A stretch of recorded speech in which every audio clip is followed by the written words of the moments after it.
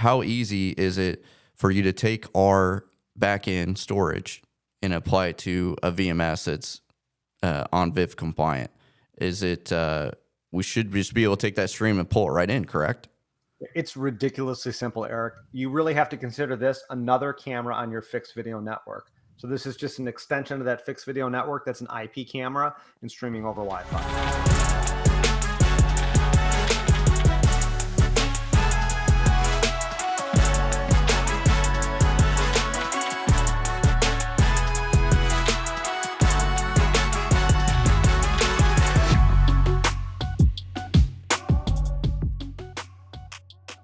Welcome back to another episode of Push to Talk, sponsored by Beck Tech, a barback company. Today we have Joe Brady from Motorola Solutions with us remote from North Carolina, a retired Chicago police officer, 20 plus years, Joe? Right at 20. 20 years. He went to the dark side here with us and Motorola and joined the first-person video, the video solutions team at Motorola. And obviously, from what I just said there, we're going to talk a little bit about first-person video, and we're also going to talk mobile video as well today. So thank you for coming on, Joe. I really appreciate you taking time out of your busy schedule and hopping on here to talk a little bit about first-person video, mobile video, and whatever else you may want to share with us today. And will you just give us a little bit of background about yourself? I know I mentioned that you were a police officer for 20 years, and how does that affect your role with Motorola, and how has it influenced your role with Motorola? Sure, Eric. First, thanks for doing this. This is really cool that you're hosting these series of podcasts and answering the question of did you know? I think this is fantastic that you're doing this. So I started my career small police department outside of Chicago, an agency called Darien, very small police department. Actually, I was a police cadet in Tinley Park before that, but went to a very large police department, the city of Chicago, and then ended my career in a very small police department back here in North Carolina. But going over to the dark side, not really the dark side. I look around. I've had a Motorola radio. No, I know. But it's switching sides, like going from one side of the fence to the other, because it's certainly interesting being an end user versus being someone providing a solution and having to deal with all those things that our customers like to complain about sometimes with us, which is understandable being on both ends of it, but at the same time praising us for the things that we do. And I look at Motorola always having that radio at my side, the emergency button, the first MDTs or mobile data terminals that we had in the cars. And then when I was with the city of Chicago Police Department, Motorola stepped up. They donated quite a bit of money to build the Chicago Police Memorial outside of Soldier Field. That's awesome. So the next time you're at a Bears game, you're out on the lakefront, take a look at the Chicago Police Memorial, and you will see a Batwing right below the Chicago Police Memorial Foundation logo. So and just very proud awesome to see those two things side by side. Yeah. So let's talk a little bit about first-person video here. What is first-person video to the average person out there? It's kind of a different term. Most of them hear a different term on the news. Explain first-person video and why it's important for not only public safety to have, but maybe the private sector as well, too. When we say body-worn cameras, we are immediately drawn to police. And there are certain thoughts that go in mind with body-worn cameras that only the cops wear them. I have to treat this evidence differently. Again, only cops wear them.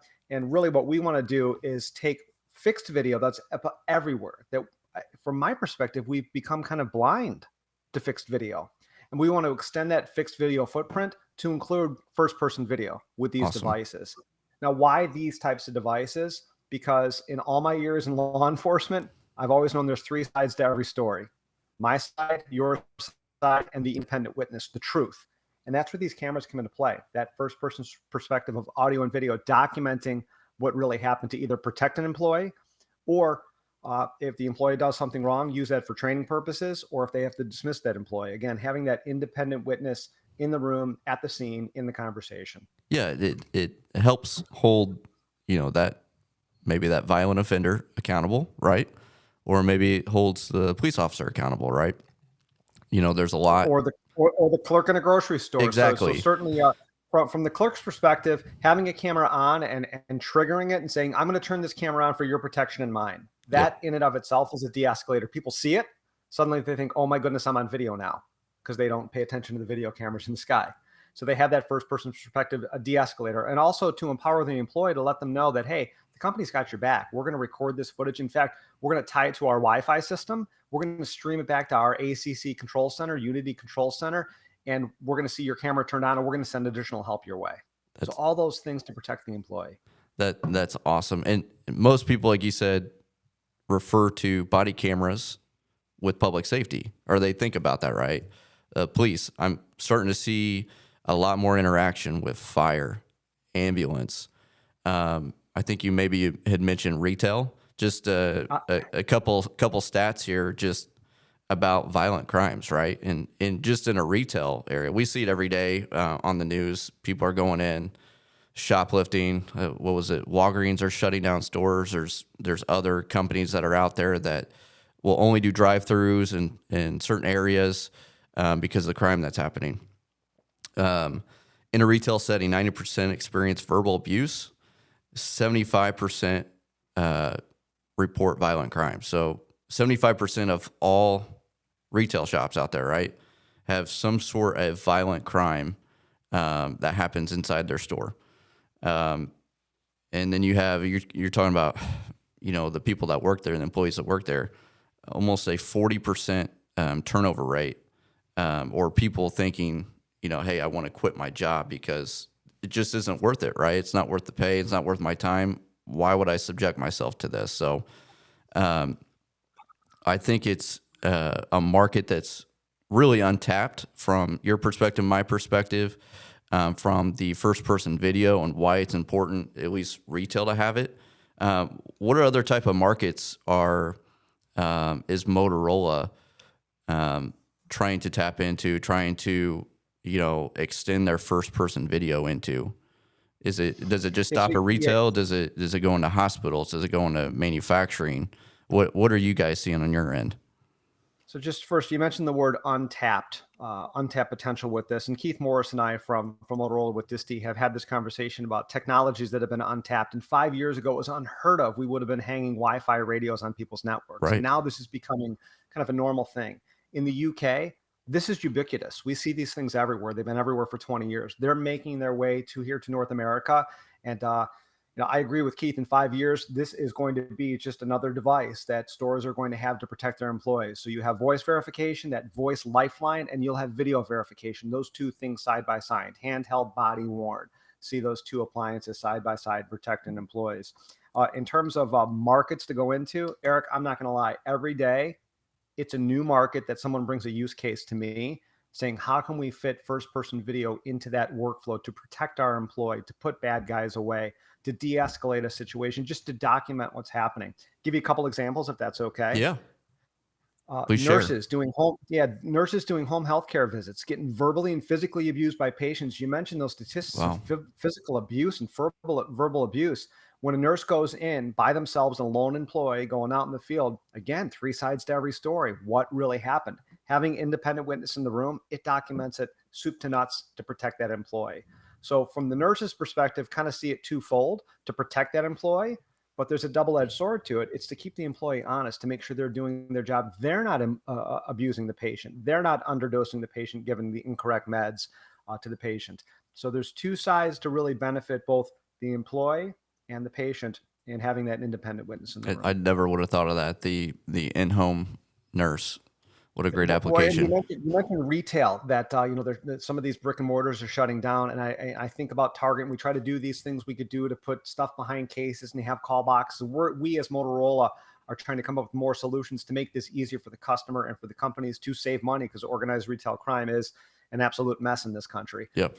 But then I look at employees of Amazon doing home deliveries, and they're getting shot at or attacked for whatever they have in their car. And again, having first-person perspective video, whether it's in their vehicle or on their person making this delivers, just document what happened. It's crazy that we have to do this, to have that independent witness on the road, in the room with them making these deliveries, so that if something bad does happen, we have the irrefutable evidence to send to court to prosecute. Yeah, because it's always recording, correct?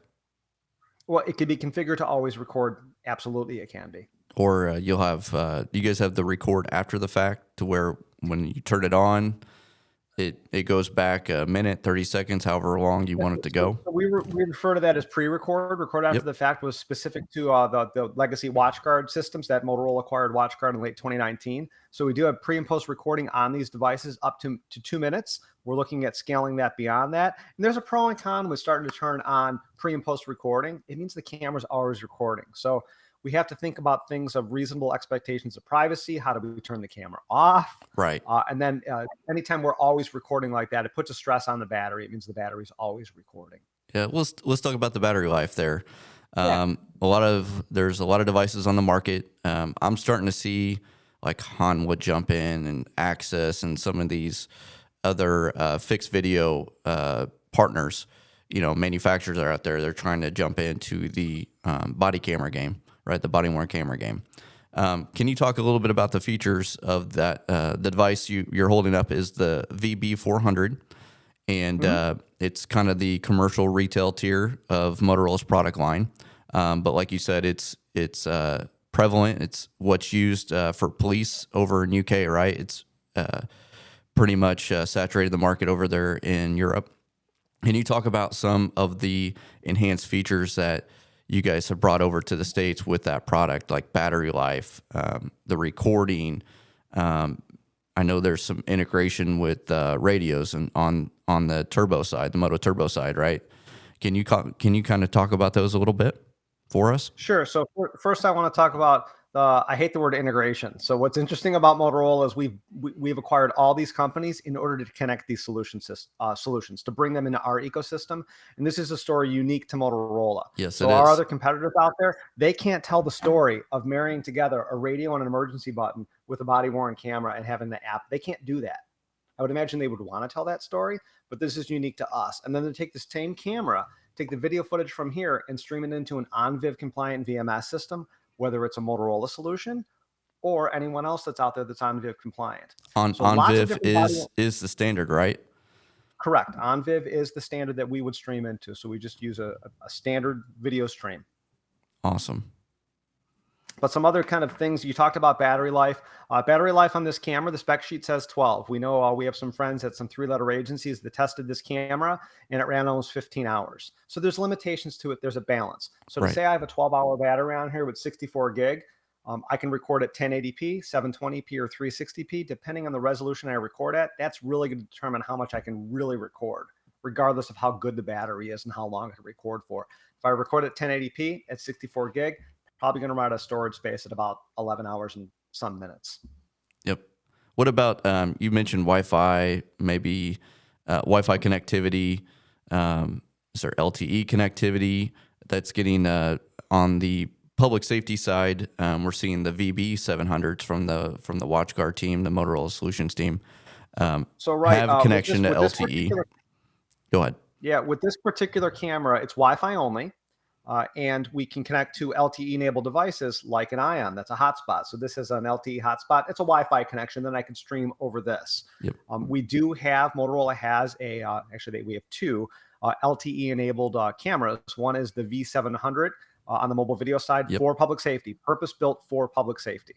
And then in rest of world, we have a camera called the V500, which is an LTE version for rest of world, not for North America. Different chipset, has to deal with Europe. So we do have an LTE offering, but let's talk about LTE. It's cool, but there's a price associated with pushing 1080p video uphill. So someone has to bear that price. So I have a hard enough challenge sometimes with IT directors who are overworked and underpaid. I get it, that we want to make things easy for them. So can we stream over Wi-Fi? All day long. If we're going to do it, let's talk about what that up looks like and maybe stream 360p over this to their network and put a copy someplace and maybe even dedicate an IP network, a Wi-Fi network to the cameras. Because I really feel this is a life safety system that when I hit record, I want it to go back to that VMS, that single pane of glass. Yep. I want the alert coming out. I want a life safety system. So maybe dedicate something with a certain band load requirement in place. Awesome. And VMS, video management software. I've talked a lot on my podcast about Avigilon and had another company on the other day talking about their VMS as well too. So quickly, we're talking about streaming. We can and kind of leading into the storage portion of this. Doesn't take a whole lot. You get 64 gigs on the back of the VB400 for storage. On the device. Yep. Obviously, in the video world, there's so many settings, right? You just kind of mentioned it: 360, 720, 1080p.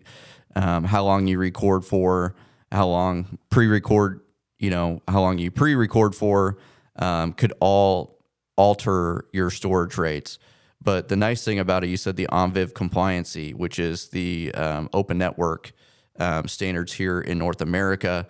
Anybody that's doing fixed video or any type of video should be complying with those standards. If they're not, I would highly recommend that you do a little research and figure out why that you should comply with those. But the fact that it's open platform, you can take, so like that security director or the ER nurse or whoever else, or I've had a little story. We have a utility company we've been working with, and they were actually looking at potentially putting body cameras on their meter guys because of the same reason. You go out, you could get shot for turning off power, turning off water, that type of thing. But how easy is it for you to take our back-end storage and apply it to a VMS that's unveils compliant? Is it we should just be able to take that stream and pull it right in, correct? It's ridiculously simple, Eric. You really have to consider this another camera on your fixed video network. So this is just an extension of that fixed video network. That's an IP camera and streaming over Wi-Fi. Now, let's talk about ACC 7 or 8, ACC 8, the Unity platform. Is it just an extra license cost that you just have to license the camera, or is it more or less just pull in the data with your how do you upload it to that VMS? You need a license for the device to hang on the Unity network, hang on the network, and then you just connect the camera to it. Awesome. I think we'll have more challenges. Yeah, we'll have more challenges working through the Wi-Fi connectivity, right? Yeah, than we will actually connecting to Unity. What's typical storage on a fixed video camera? If you want 30 days, it's approximately a terabyte for 30 days, and about 5 megapixels. Right. What is there an average storage cost or average storage per 30 days that you recommend? I think it's usually a little bit less than 1 terabyte, but. Yeah, it typically is. But what we'll recommend is whatever your policies are for retention, sharing, redaction for fixed video, extend those to include first-person video. Extend those to include these body-worn cameras so that you're not caught in a gotcha of, oh, you saved the fixed video longer or the body-worn longer. No, right. Apply the same policies because this, again, it's another camera on the network. Now, if something does become evidentiary, then put those policies in place, pull that video down, protect it, put it on cold storage, separate it from your normal, I hate the word routine, but the routine video that ends up in that system that just kind of writes over itself after 30 days. But have the policies be aligned. Yeah. Is there any retention policies that you know of that outside of public safety? Yeah. I think Illinois, it's at least 60 to 90 days that they would have to keep some of their fixed videos, some of their body camera footage, from a broad perspective. Is it just, dependent on the customer? So it's a great question, and it is customer to customer because every customer is going to have their own set of policies and procedures that they have to abide by when it comes to retaining and deleting video, and even then sharing the video. So think about all the things they already do with video: hospitals, schools, grocery stores. Everyone has these fixed video cameras up, and they have policies associated with it. So they just need to keep these things aligned with it. It's going to also be state by state because every state, depending on the vertical they're in, is going to tell them, hey, you need to hold it longer. And obviously law enforcement has different standards that they have to hold it to. But I would really recommend talking to the attorneys within an organization, see what the current policy is and mirror those, or look at state law as well. Because as Motorola, even though I was a cop, I'm not in the business of giving legal advice. So please check. Me neither. Check what your policies are, check what your state law is, and then stay in compliance with that. I think if you take the path of our fixed video policy is 30, 60, 90 days, and we delete and we extend it to first person, I feel we'd be in a pretty good place. Yeah. Anything else on policies, from the person that may just implement it from the beginning? Are you just saying, hey, counsel with an attorney, counsel with, maybe a chief of police or something like that? What from the customer that's just newly implementing, first person video? Any advice or suggestions, when it comes to policies, liabilities, that type of thing? So it starts with having that conversation of not calling it a body worn camera. That helps. I know it's optics. It seems weird, but it Yeah. helps get people comfortable with this. Just another camera on their network. So they get comfortable with that. And the minute we start asking, hey, do you have that policy in place already for your fixed video system? They all start shaking their heads, whether it's in a hospital or a school. Great. So with hospitals, schools especially, we have HIPAA, we have FERPA. We need to stay in compliance with those rules that are in place to protect their data. So we tell the customers, hey, are you going to host this on premise in servers that you already use that are HIPAA compliant? And they're probably going to shake their head and go, yes. Same thing with schools with being FERPA compliant. So it's just a matter of marrying those policies are in place. Another video camera, another bit of data that they have to own and maintain based on current policies and procedures. Awesome. Is there, what about cloud? I've seen a lot of fixed video go to cloud. Motorola acquired Ava a couple of years ago, a cloud-based fixed video system. We sell it a ton. We love it a lot. A lot of our customers like it for the ease of use, ease of deployment. Is there anything on the roadmap outside of the V700s from the public safety side that's cloud for the commercial tier customer? So we do have a cloud offering and as a service offering available for it. We're looking to get that pushed into the channel to make that available for you guys to sell to your customers. But Eric, to be honest, we're seeing more and more pushback from customers that they don't want the cloud. They don't want another as a service offering. They don't want another monthly bill for a device. They want that CapEx purchase. They want to own and maintain their data where they stand. Now, it doesn't have to be our cloud. So that said, I think of a school that we deployed in Georgia, that they wanted to put our software, our video manager software, the digital evidence management system in the cloud. But when it comes down to it, the cloud's not really the cloud. The cloud is a computer someplace else. Right. So the school virtualized a computer, a central server, put the software in there and attached all the cameras and directed them all to those central server that has redundant distribution to back up that data as well. So you could deploy the software anywhere you want. I have a small tow truck company that has 8 different sites. They deployed the software on a server, literally in someone's closet, made the public IP address visible, connected them all with DC200, and they have a cloud system. Awesome. It's not really a cloud system. Right. No, it's just a central server connect. You're right. It's on a network is all that it is. Yep. But going back to the as a service offering, where Motorola hosting the cloud is an as a service offering. Police departments really like it for budgeting purposes. They like that. $29 per camera per month. We know what we're getting into. We'll get a 5-year deal with you guys. Good. We're good to go. We don't have to manage it on site. IT doesn't get involved. Less problems, quicker procurement path. But we're seeing more and more customers say, hey, listen, we want to put something outside of our network gapped on a server that we could talk back and forth to, but there has to be a gap in it, and it can't be the cloud. It can't be AWS. It can't be Microsoft Azure. It has to be theirs. They have to own it and maintain it because it is a CapEx purchase. Awesome. So what's nice about this system, Eric, is we'll meet the customer anywhere they want to stand in terms of deploying and owning and maintaining their data. So the minute we put it in the cloud, we get the perception that Motorola is owning and maintaining their data. No, it's still the customer's data, whether it's in Amazon or Azure or on a laptop computer. Wouldn't recommend it. It's the customer's data hosted in our video manager software. Awesome. Let's talk about training a little bit. How easy is it to deploy? I know you just kind of you hinted on a couple things here and there on the software and the amount of time it takes to download, which is what, 5-10 minutes, if that. Can you talk about kind of how you guys would go about training a customer that's deploying this for the first time? What are kind of the accessories or the things that we would implement to make everything go smoothly? Sure. So just taking a step back, the acquisition of Etta6, who makes this camera, they've been in this business for over 20 years. So this is not new technology. It's new to Motorola. It was from acquisition about 5 years ago. Etta6 had been doing this all across Europe for, like I said, 20 years. The system's self-deployable. People don't believe us when we say that. When we provide the documentation that's built in, you follow the instructions step by step, you could be up and running in 10 minutes. I'm not kidding. So on a laptop, I proved it at CPE Yep. last year.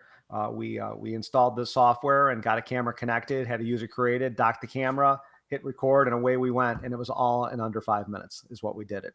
So it can be deployed that quickly. Now, that said, there's lots of things that we could do with this system. It's not just a matter of downloading the software, connecting, creating a user, and recording. We can create profiles for every camera, every button, every light, every buzz, every user of what they can and cannot do in the system. And then we can get more complicated, like pairing it with an ion radio, connecting it to ACC or a Unity platform or a third-party VMS. So there's lots of things that we can do, but we can quickly get the system up and running so that they can get the experience of using this camera. Now, that said, in terms of deployment as well, we partnered with a universal mounting company on the back of this camera called ClickFast. And ClickFast is a Peter Jones company in the UK. I think they make over 30 different mounting options for these things, most right around $20, commercial off the shelf. So you don't have to buy a mount that was made by Motorola. You could buy something commercial off the shelf and have so much flexibility in terms of where you're going to wear your camera on your person. Because let's face it, none of us are shaped the same way. Yep. So we like to say we have a shoe for every foot when it comes to wearing this camera on our bodies so that users are comfortable with it. That's awesome. That's awesome. Last couple points on the VB400 before we switch over to mobile video here. Sure. You talked about pairing the device with an ion, and I believe you can also pair it with an R7, right? They have the That's orange correct. button on top, right? The emergency button. So even if the customer does not have fixed video, they could deploy the system and tie it into their digital radio system, correct? Correct. Now, Ion today, we're still finishing the certification for that emergency button because it's a life safety system. We have to certify these things. So R7 done, Apex done. So we have those two things checked. More and more of these are coming. As you see all of our new radios with the orange buttons come out, they will have that connectivity to our cameras. Not an integration because we're Motorola. We've acquired all these companies. We're connecting these solutions into the ecosystem. You keep hearing me say this because this is our story to tell. Our competitors can't tell this story. They want to tell this story. They can't. They don't have you guys. They don't work with partners. They go to market direct. So this is really our story to tell, and I'm excited about it. So you're saying that if I turned on the body camera, right? I flipped it on or hit that button, and I went to go start recording an incident, that would in turn connect to the two-way radio, right, back to the system and send an emergency alert out to any talk group, or customers like to call them channels on the system, to let them know that there's an incident going on, correct? There's some dots that we can connect with that, yeah. And what you just described, we would come back to Orchestrate, and we would do it through Orchestrate and Unity is how we would do that, and then push those alerts out over the radio saying, hey, radio camera activate, start pushing those notifications out. So the Orchestrate team, they're doing an awesome job. We're working with them side by side to see how these technologies fit with one another within the ecosystem. And again, with the mobile video products, body worn and some other stuff that we have, we're unique. We're right down the middle of all things enterprise security, fixed video, access control, as well as radio. So these solutions, these mobile video solutions, they're bringing these two groups together. Yeah, it's from our perspective. Great story. Yeah, it's been amazing. Our customers have all gravitated towards this solving for safer platform, formerly Safety Reimagined, as they knew it. But we're starting to see more and more manufacturers, school districts kind of hop on board because of this integration that's going on. Connections, not integration. We're connections. Solutions, yeah. Yeah, especially with the Orchestrate platform and the workflows that you can tie together to make all these connections possible. So it's a powerful story. And again, look around. No one else in the world can tell this story. Yep. And it's amazing. You guys are $6 billion into this, acquiring more and more companies. They just acquired a couple more companies within the last few months. You guys aren't going to stop growing. Last point on the first-person video, last question. For someone that has thought about it, maybe this is a retail shop, a hospital system, maybe it's the director of security. Why first-person video? If they have apprehension, why first-person video again? So for those that you just described, kind of makes sense. De-escalation, document, independent witness makes sense from our perspective in security. Let's take one that might not make sense to you. A guy that's going to come to my house and do work at my house, maybe getting rid of spider webs and things like that at my house. And I want to accuse him of doing something wrong, that he came to my house, he yelled at me, he showed up late, he was rude, he kicked my cat, he sprayed my windows with his spray, and I want to file a complaint. And I go to file a complaint and I call up and I accuse their person of doing all these things wrong. And the manager says, okay, let me check his body worn camera footage.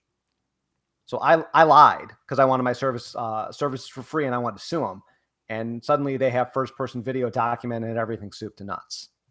And I'm going to hang up because I don't have a leg to stand on. So having that independent witness in the room just trued somebody up. Yeah. Like they were mad, maybe they got in a fight with the guy, but having this camera there, document everything end to end, kind of changes their story. So that saved that manager time and having to deal with complaint, money, hiring attorney fees, or having to fire an employee or discipline an employee or train an employee. So think of all the time and money that's saved just having a camera on their operator, seatbelt to seatbelt, doing their job every day. Awesome. Lots of jobs out there like that where they have to interact with the public. Yep. And there could be somebody could be accused of he said, she said. Yep. You just never know anymore, do you? Yeah. And just some takeaway points about this camera that I always like to leave everybody with, because we asked the question, what's the difference between us and our competitors? And I'll hit on some big ones. The first is that this is a CapEx sale, and we sell the license with the camera, not the user. Our licensing for these cameras is perpetual. There's no recurring fees for the license. So it's the life of the camera. You can have unlimited users on the system. Administrators, people doing redaction, because redaction software is built in. It's manual redaction, but it's built in. Operators, you can even do judicial sharing from the platform and create a login user for your local media, for public information officers, for the court system, for police departments. So you could share all this video from our system, this digital evidence management platform, and there's no additional fees for that. Those are awesome. just more users you can create in the system. And then the last one is we have the ability to check out cameras or allocate cameras using RFID cards. So I don't have to remember my username or my password. I can walk up to an RFID reader, swipe the card, camera is immediately allocated to me. I think we're going to see more and more of our Motorola Solutions technologies maybe leverage that RFID allocation system, start connecting the dots in your own head of things that you could do with checking out other devices and assigning a profile and assigning a user to a radio, for example. That's so awesome. Lots of cool things that can happen. Very cool. Very cool. We'll switch to mobile video, and let's talk about Motorola's acquisition of Vigilant several years ago, and the L6Q, the L6A camera, and we just give our the public just some knowledge on what the L6Q is and what the Vigilant technology is, and what we're doing. So, right, in January 2019, I worked for Vigilant. Actually, we were called Video Analytics as a Service was the name of the company. And we had three different hats that we wore. One was Vigilant, public safety driven, doing a lot of great in license plate recognition, ALPR, automated license plate recognition. We had a commercial division called DRN, which still operates as a Motorola Solutions company. They're on the enterprise side of LPR, doing things with the financial industry. And the last leg of that acquisition was ETA6. So Vigilant, ETA6 was owned by Vigilant. So all those things kind of tie together, which is kind of how I'm still involved with all these kind of three legs. But license plate recognition, first and foremost, for the police catching bad guys. And there's so many great stories being told every day that we can't share with the public of the good deeds that this technology does in saving lives and catching bad guys, just the right things for the right reasons with the technology. Really the industry leader globally with license plate recognition and the data that goes behind it. Now, we know there are other companies out there that have been aggressive these last couple of years, and they've done a pretty decent job out there of getting people comfortable with LPR and then getting in trouble for it as well. So there's that back and forth battle, because some people see LPR as the greatest thing since sliced bread. Some see it as the work of the devil, that it's Big Brother incarnate, and it's just a matter of getting people out there and educating people about the platforms. And I like to ask the question, did you know? And we have a lot of customers that don't know that Motorola does body-worn cameras outside public safety. And then they certainly don't know that Motorola does LPR. Now, prior to acquisition, Vigilant partnered with another company doing LPR, and it was a platform, it was a software platform, not purpose-built cameras that worked okay. but it wasn't the right solution. It wasn't true license plate recognition technology. So now we're introducing some cameras, some hardware, some software from the Vigilant platform acquisition and getting these tied into the Vigilant system for security purposes. Continuing to do the part on the public safety side with both fixed and mobile LPR. We have a number of different options when it comes to LPR cameras. You named two of them. One was the L6Q, which is a quick deploy. Yep. And That's L6A is the a new solar paneled one.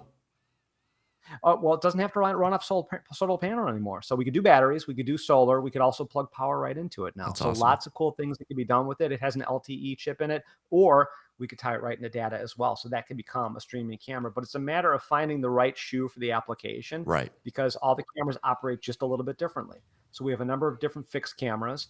We have an application for an iPhone that you could scan license plates from your iPhone. In fact, I have an application for my Ion radio that I could scan license plates and turn my Ion radio into an LPR reader. Oh, Nobody that's else amazing. can do that. So we use our software to do that. Yeah, there's some software to do that. We could do that. And then it all ties back to our database. So whether it's an L6Q quick deploy, an L5M, which is a mobile purpose built for law enforcement, Yep. but we have other folks using those as well, or a camera on an interstate, an L5F, fixed camera, high speeds, multiple lanes. We have trailers that we put the cameras on for speed trailers, but also for capturing that license plate information. And then all these mobile devices. And then the last bit is we have a software platform called Link, Linc, that essentially we could turn, I don't want to say any because it's not fair, but we could turn some really good bullet cameras into license plate readers. Wow, that's it's all awesome. going to depend on ambient conditions that are going around, light conditions, angle of the camera, how far it is up. We have all these tools in place on the Vigilant side to help customers sort that out. We also have tools built in and resources in place on the Vigilant side, the mobile video side, that could find out whether it's legal or illegal in your state for non-public safety to have license plate recognition going on, how long you can keep it for. So we want to abide. We talked about the cameras for the fixed or the first person video and the laws. The laws are a little bit stricter when it comes to license plate recognition. So we want to be careful about that. We want to educate our end users, our partners, and just let people know that it's a really great technology for doing a lot of awesome things. And those awesome things could be scanning license plates to catch bad guys, to alert the police that a bad guy's on my property, or things of that nature. We've seen others using it for marketing purposes, pulling zip codes from the information, then doing direct marketing. So you think of oil change places or car washes along major highways, collecting all the LPR data, and then doing a marketing campaign based on zip codes. I mean, it's brilliant to be able to do this, and it's that easy. And the reasoning behind the LPR cameras, they get access to everybody else's LPR. So if, a database, correct? But not necessarily. What they do get access to is their database. So Okay. if they start hanging cameras up, they own and maintain their data for as long as they want, based on what the law allows them to do on premise. What they could also do is they could share their data with other companies. So, let's say we're in a shopping mall and we have an anchor store, and that anchor store puts that LPR, and they want to share it with all the other stores in their store or in their region or in their state. Yes. They can do that. They can share their data the way they see fit. They could also share it with public safety. Now, they cannot get access to the public safety data. Right. We house that separately for CJIS purposes. We keep that data housed separately. In terms of the commercial database that Motorola has, it's about 60 billion scans now. Wow. Mostly being used by law enforcement for investigation purposes, to try to find where a bad guy was or is going to be, most likely going to be. That database is really set by permissible use. We have to have the right use case to be able to access that database, because we don't want to sell this to a grocery store and have them go in and look up someone's, where someone's ex-girlfriend lives, and then go do bad things to them. So we really have to be careful controlling that data. We just don't give everyone the keys to it. And we provide those cautions. Even when you log into the system, it provides a warning. Every time you log into this, use this data for the right reasons. Don't misuse it, because you could be held accountable to it. Right. So sharing their own data, any cameras that they put up, they need to own it and share it based on their own policies, whether it's internally with employees or with other grocery stores, other retail associations, whether gas stations and car washes. They want to share it with the police. If they want to share it with other organized retail crime associations, because there's lots of these taking place right now. There's some integrators out there doing some great work with LPR data, pulling in all this data together and offering it up and helping people connect dots to solve cases, to connect bad guys and put them in jail, put them in prison. And that's amazing. And they're putting these cameras up so they can track, and go back and look at who's done what to their property or driven by. Public safety is using it all the time. I know our public safety teams around here are using LPR. Got a lot of cameras up in the Decatur area and the central Illinois area. And I know that, they can track from, if they're looking for a red Mazda or, with partial license plate, number XYZ12, if as long as they're have permissions to share across other public safety entities across the nation, anywhere that car is picked up, it'll hit that plate and almost it's like a hot list. So it'll send them a notification. They could call that that government entity, the sheriff's office, police office. Maybe it's in California or Massachusetts, Florida, wherever. Exactly. Right. It's allowing the cops to connect the dots to close cases faster. Period. Yep. So we know where a vehicle is. We know where it's going to be. That's where we're going to go set up on that vehicle.